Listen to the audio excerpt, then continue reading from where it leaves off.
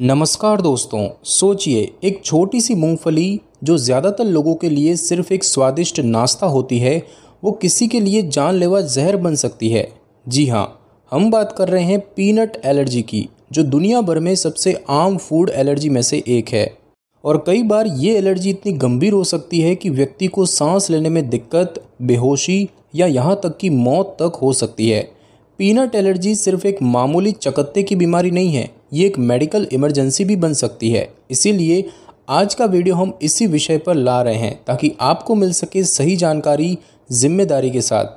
क्या है इसके लक्षण, किसे हो सकती है ये एलर्जी और कैसे बचे इससे, सब जानेंगे इस वीडियो में स्टेप बाय स्टेप। तो आइए शुरू करते हैं मेडल सपोर्ट के इस बेहद ज़रूरी और जानकारियों से भरे वीडियो के साथ।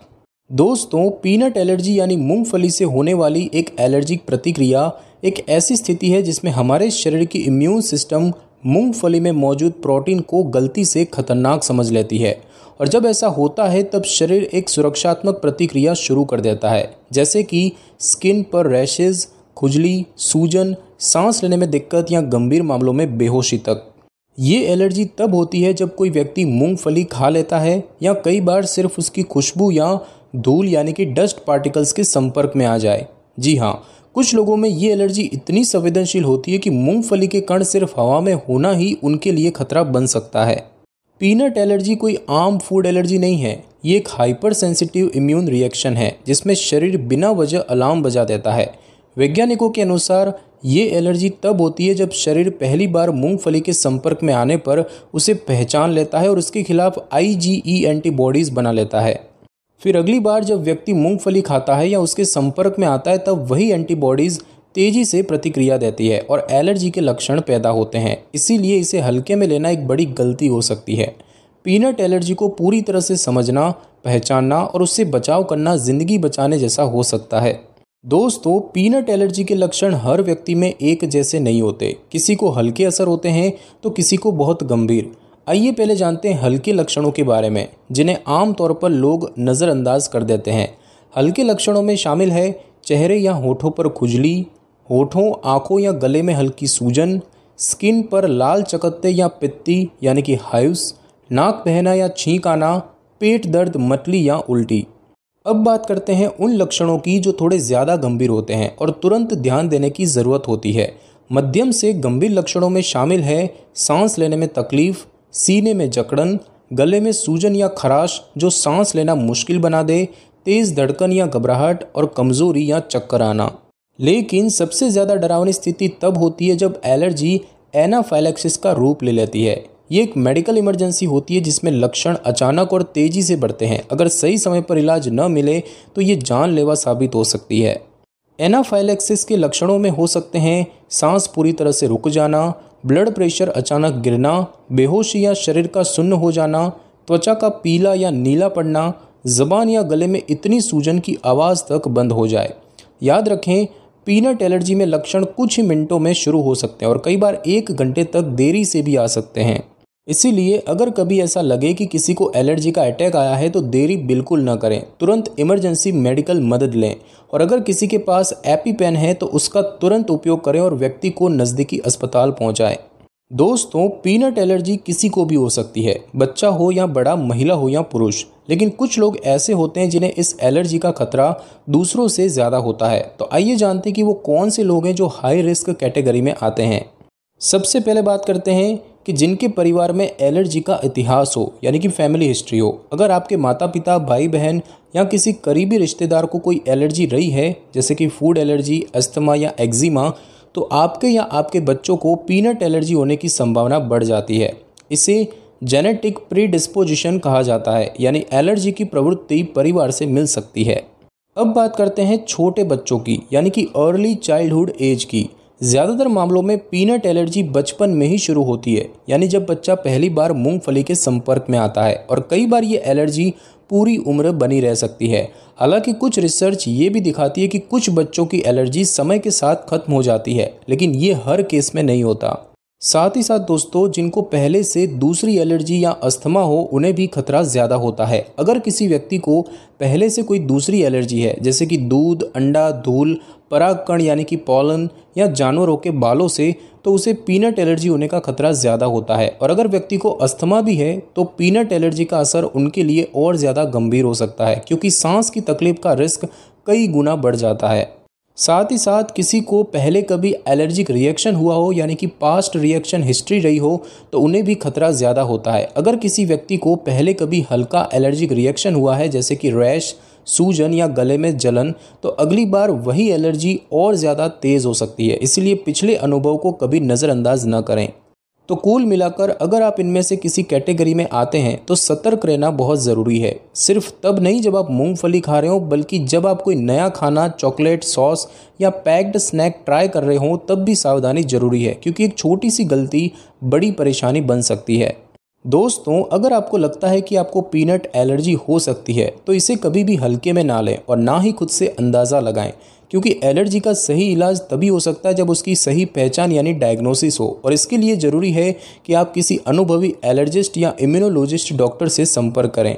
सबसे पहले बात करते हैं स्किन प्रिक टेस्ट की। ये सबसे आम और प्राथमिक जांच होती है, जिसमें डॉक्टर आपकी स्किन पर एक छोटी सी मात्रा में पीनट प्रोटीन लगाते हैं और फिर हल्की सी सुई से स्किन को प्रिक करते हैं। अगर आपकी स्किन उस जगह पर लाल या सूजन वाली हो जाती है तो इसका मतलब है कि आपकी इम्यून सिस्टम उस प्रोटीन पर प्रतिक्रिया दे रही है। ये टेस्ट बिल्कुल सुरक्षित होता है और कुछ ही मिनटों में रिजल्ट मिल जाता है। अब बात करते हैं ब्लड टेस्ट की, स्पेसिफिक IgE ब्लड टेस्ट की। अगर स्किन प्रिक टेस्ट संभव नहीं है, जैसे कि स्किन पर पहले से कोई इन्फेक्शन हो या मरीज को स्किन पर सूजन वाली दिक्कत हो, तो डॉक्टर IgE ब्लड टेस्ट करवाते हैं। इसमें खून की जांच की जाती है कि उसमें पीनट प्रोटीन के खिलाफ कितनी मात्रा में IgE एंटीबॉडीज़ मौजूद है।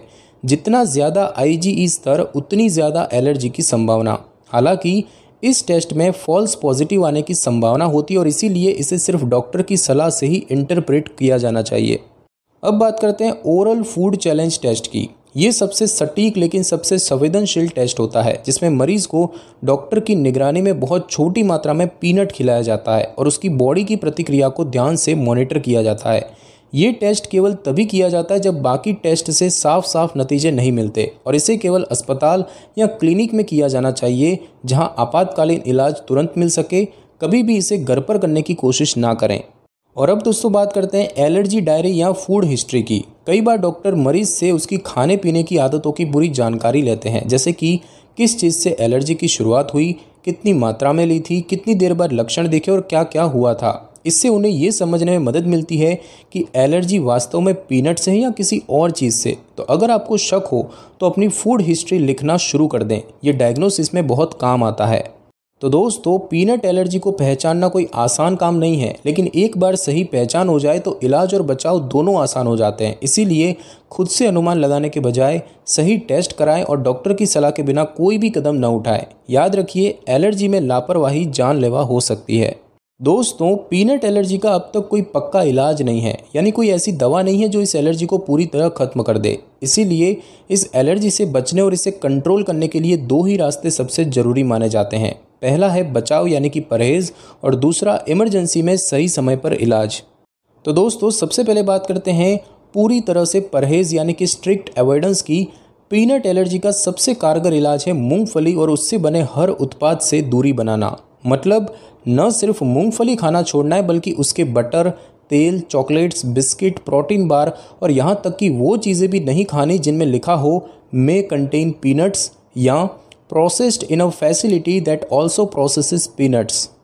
कई बार क्रॉस कंटामिनेशन की वजह से भी एलर्जी ट्रिगर हो जाती है, इसीलिए पैकेज्ड फूड का लेबल ध्यान से पढ़ना बहुत ज़रूरी है। और अगर आप बाहर खाना खा रहे हैं, जैसे होटल या पार्टी में, तो पहले से पूछ लेना चाहिए कि उस खाने में मूंगफली या उसका तेल तो नहीं है। अब बात करें दोस्तों इमरजेंसी इलाज की, तो अगर किसी को पीनट खाने के कुछ मिनटों के अंदर सांस लेने में तकलीफ, शरीर में सूजन या चक्कर आना शुरू हो जाए, तो उसे तुरंत एपिनेफ्रिन नाम की दवा देनी चाहिए, जिसे आमतौर पर एपीपेन के नाम से जाना जाता है। ये एक छोटा सा इंजेक्शन डिवाइस होता है जिसे खुद या किसी और की मदद से थाई यानी कि जांघ में लगाया जाता है। एपिनेफ्रिन शरीर को एनाफाइलैक्सिस से बाहर लाने में मदद करता है और ये फर्स्ट लाइन ट्रीटमेंट माना जाता है। ध्यान रहे, एपिपेन कोई इलाज नहीं बल्कि इमरजेंसी में जान बचाने का जरिया है। एपिपेन देने के बाद भी मरीज को तुरंत अस्पताल ले जाना अनिवार्य है। अब दोस्तों बात करते हैं कुछ अन्य दवाओं की जब लक्षण हल्के हों। अगर एलर्जी के लक्षण हल्के हैं जैसे सिर्फ स्किन पर खुजली या थोड़ी सूजन, तो डॉक्टर एंटीहिस्टामिन दवाएं जैसे कि सेट्रिजिन या लोराटाइडिन लेने की सलाह दे सकते हैं। ये दवाएं इम्यून सिस्टम को थोड़ी देर के लिए शांत कर देती है और लक्षणों को कम करती है। लेकिन अगर लक्षण तेज हो रहे हों तो सिर्फ दवा पर निर्भर नहीं रहना चाहिए। इमरजेंसी मेडिकल सहायता लेना ही सबसे ज़रूरी होता है। और दोस्तों हमेशा तैयार रहें, इमरजेंसी प्लान रखें। अगर आपको या आपके बच्चे को पीनट एलर्जी है तो हमेशा एक एलर्जी एक्शन प्लान बनाकर रखें। इसमें लिखा हो कि क्या क्या लक्षण होने पर क्या करना है, किस दवा को कब देना है और किस अस्पताल में ले जाना है। अपने स्कूल, कॉलेज या ऑफिस में भी लोगों को एलर्जी के बारे में बताएं ताकि समय पर मदद मिल सके। एपिपेन को हमेशा साथ रखें और इसका इस्तेमाल कैसे करना है ये खुद भी सीखें और घर वालों को भी सिखाएं। तो दोस्तों पीनट एलर्जी का इलाज बचाव और जागरूकता में छिपा है। ध्यान रखें, एलर्जी को नज़रअंदाज करना या देर करना बहुत भारी पड़ सकता है। इसीलिए समय पर पहचानना, परहेज करना और ज़रूरत पड़ने पर तेज़ी से रिएक्ट करना ही ज़िंदगी बचाने वाला फ़र्क बनाता है। दोस्तों पीनट एलर्जी का सबसे अच्छा इलाज है इससे बचाव करना, क्योंकि एक बार अगर एलर्जी ट्रिगर हो जाए तो हालात कभी कभी गंभीर हो सकते हैं। इसीलिए सही जानकारी और थोड़ी सी सावधानी आपके लिए जिंदगी भर की सुरक्षा बन सकती है। तो आइए जानते हैं पीनट एलर्जी से बचने के लिए क्या करें और क्या ना करें। सबसे पहले जानेंगे कि क्या करना चाहिए। तो सबसे पहले तो पैकेज्ड फूड का लेबल ध्यान से पढ़ें। अगर आपको या आपके बच्चे को पीनट एलर्जी है तो हर बार खाने से पहले पैकेज पर लिखा हुआ इंग्रेडिएंट लिस्ट जरूर पढ़ें। Peanuts, ground nuts, peanut oil या मे कंटेन पीनट्स जैसे शब्दों को तुरंत पहचानें। कुछ उत्पादों में लिखा होता है manufactured in a facility that also processes peanuts. इसका मतलब है कि उसमें क्रॉस कंटामिनेशन का खतरा हो सकता है। दूसरा, बाहर खाने से पहले पूछताछ करें। रेस्टोरेंट, होटल या शादी पार्टी में अगर कुछ भी नया खाने जा रहे हैं तो शेफ या वेटर से जरूर पूछें कि खाने में मूंगफली या उससे जुड़ा कोई उत्पाद तो नहीं है। संकोच ना करें, आपकी सतर्कता जान बचा सकती है। तीसरी बात, हमेशा एपिपेन साथ रखें अगर डॉक्टर ने सलाह दी है। अगर एलर्जी गंभीर है तो डॉक्टर की सलाह पर एपिपेन हमेशा अपने पास रखें और उसका उपयोग कैसे करें ये खुद भी सीखें और घर वालों को भी सिखाएं। समय पर इस्तेमाल ही सबसे बड़ा बचाव होता है। और दोस्तों चौथी चीज़, स्कूल या ऑफिस को जानकारी दें। अगर आपके बच्चे को एलर्जी है तो स्कूल के टीचर्स, प्रिंसिपल और टिफ़िन शेयर करने वाले बच्चों को इस बारे में जानकारी होनी चाहिए। बड़ों के लिए ऑफिस में एचआर या नज़दीकी सहयोगियों को बताना भी ज़रूरी है। अब दोस्तों हम जानेंगे कि क्या नहीं करना चाहिए। तो सबसे पहली चीज़, एलर्जी को हल्के में ना लें। कई लोग सोचते हैं कि एलर्जी बस चकत्ते या थोड़ी खुजली का मामला है, लेकिन पीनट एलर्जी में मामला एनाफाइलैक्सिस तक जा सकता है। इसीलिए कभी भी इसे नज़रअंदाज ना करें। दूसरी बात, नई चीज़ बिना जानकारी के ना खाएं। कभी भी नया बिस्किट, चॉकलेट, स्नैक या कोई भी पैकेज्ड फूड बिना पढ़े ना खाएं, खासकर अगर उसमें नट्स, प्रोटीन बार या एनर्जी स्नैक जैसे शब्द हों। इनमें कई बार मूंगफली छिपी होती है। तीसरी बात, घर के बच्चों को टिफ़िन शेयर करने से न रोकना, ये चीज़ भी नहीं करनी चाहिए। अगर आपके बच्चे को एलर्जी है तो उसे समझाएं कि वो टिफ़िन या खाने की चीज़ें दूसरों से शेयर ना करें और न ही किसी और की खाने की चीज़ बिना पूछे खाएं। और ये आदत धीरे धीरे सभी बच्चों में विकसित होनी चाहिए ताकि कोई अनजाने में खतरे में न आ जाए। और चौथी बात, इंटरनेट के भरोसे दवाएं न लें। अगर कोई लक्षण दिखे तो इंटरनेट से दवा लेने की बजाय तुरंत डॉक्टर से संपर्क करें। एलर्जी एक गंभीर मेडिकल स्थिति है जो प्रोफेशनल देखरेख ही मांगती है। तो दोस्तों पीनट एलर्जी के मामले में एक ही नियम सबसे ऊपर है, सावधानी में ही सुरक्षा है। थोड़ी सी जानकारी, थोड़ा ध्यान और सही तैयारी, यही आपको और आपके अपनों को इस एलर्जी से सुरक्षित रख सकती है, क्योंकि जान बचाने के लिए अक्सर एक छोटी सी सतर्कता ही काफ़ी होती है। दोस्तों अक्सर लोग सोचते हैं कि पीनट एलर्जी से बचने के लिए बस मूंगफली खाना छोड़ देना ही काफ़ी है, लेकिन सच्चाई ये है कि मूंगफली कई बार ऐसे खाद्य पदार्थों में भी छुपी होती है जहां हमें अंदाज़ा भी नहीं होता। यही छुपे हुए स्रोत कई बार एलर्जी ट्रिगर कर सकते हैं और गंभीर हालत पैदा कर सकते हैं। तो आइए जानते हैं मूंगफली कहाँ कहाँ चुपचाप छुपी हो सकती है। सबसे पहले बात करते हैं चॉकलेट्स और मिठाइयों की। कई ब्रांडेड चॉकलेट्स, एनर्जी बार्स और मिठाइयाँ मूंगफली के कांटेक्ट में बनती है या उनमें ग्राउंड नट ऑयल या क्रश्ड पीनट मिलाया जाता है स्वाद बढ़ाने के लिए। इनमें कभी कभी लेबल पर may contain traces of peanuts लिखा होता है, जिसे लोग नज़रअंदाज कर देते हैं। उसके बाद बात करें बिस्किट, कुकीज़ और प्रोटीन स्नैक्स की, तो protein bars, granola bars, cookies और डाइजेस्टिव बिस्किट्स में कई बार मूंगफली या उसका मक्खन यानी कि पीनट बटर छुपा होता है और पैक पर ये साफ साफ नहीं लिखा होता बल्कि सिर्फ कंटेन नट्स जैसा जेनेरिक शब्द लिखा होता है। पीनट्स भी एक लेग्यूम है, इसीलिए कई बार उसे नट नहीं माना जाता और कन्फ्यूज़न हो सकता है। अब बात करें फास्ट फूड और रेस्टोरेंट के खाने की, तो कुछ रेस्टोरेंट्स या स्ट्रीट फूड वेंडर्स मूंगफली का तेल यानी ग्राउंड नट ऑयल इस्तेमाल करते हैं जो स्वाद के लिए पसंद किया जाता है, लेकिन जिन लोगों को एलर्जी है उनके लिए ये तेल भी उतना ही खतरनाक हो सकता है भले ही वो रिफाइंड हो। इसके अलावा तंदूरी या चाइनीज़ सॉस में भी मूंगफली आधारित पेस्ट या सॉस मिलाए जा सकते हैं। उसके बाद बात करें मूंगफली तेल की, तो रिफाइंड मूंगफली तेल कई घरों और कमर्शियल किचन में इस्तेमाल होता है क्योंकि वो सस्ता और स्वादिष्ट होता है। हालांकि कुछ रिसर्च ये कहती है कि हाईली रिफाइंड पीनट ऑयल में एलर्जेनिक प्रोटीन्स नहीं होते, लेकिन फिर भी कई एलर्जिस्ट सलाह देते हैं कि एलर्जी वाले लोग इससे भी दूरी रखें क्योंकि सेफ्टी इंडिविजुअल केस पर निर्भर करती है। उसके बाद बात करें दवाइयाँ, क्रीम और सप्लीमेंट्स की, तो कुछ दवाओं में मूंगफली के तेल या उससे बनी चीज़ें एक्सिपिएंट यानी कि निष्क्रिय घटक के तौर पर होती है, जैसे कि कुछ एस्थमा इनहेलर्स, विटामिन कैप्सूल्स या टॉपिकल क्रीम्स में। इसीलिए अगर आपको एलर्जी है तो डॉक्टर या फार्मासिस्ट को हमेशा पहले से सूचित करें। दवा की पर्ची या पैक पर अरेकिस ऑयल लिखा हो तो समझ लीजिए कि ये मूंगफली से जुड़ा है। और उसके बाद बात की जाए इंडियन स्नैक्स और नमकीन की, तो भुनी हुई मूंगफली कई बार बिना बताए नमकीन, सेव, मिक्सचर, भुजिया या टिफ़िन स्नैक्स में मिलाई जाती है। छोटे शहरों या लोकल दुकानों में लेबलिंग स्पष्ट नहीं होती, इसीलिए रिस्क और बढ़ जाता है। और उसके बाद बात करी जाए क्रॉस कॉन्टैक्ट वाले फूड प्रोडक्ट्स की, तो क्रॉस कॉन्टैक्ट का मतलब है जब कोई ऐसा प्रोडक्ट बनाया गया हो उसी मशीन पर जिस पर मूंगफली वाला सामान पहले प्रोसेस हुआ हो। ऐसे में भले ही सामग्री में मूंगफली नहीं है लेकिन ट्रेसेस मौजूद हो सकते हैं और इसीलिए लेबल पर processed in a facility that also processes peanuts लिखा हो तो उसे नज़रअंदाज ना करें।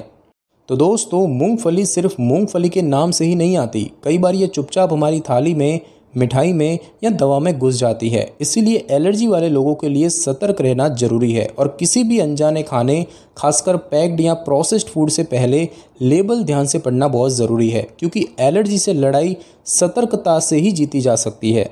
तो दोस्तों, पीनट एलर्जी कोई मामूली फूड रिएक्शन नहीं है, ये एक ऐसी स्थिति है जो ज़िंदगी को सीधे तौर पर प्रभावित कर सकती है।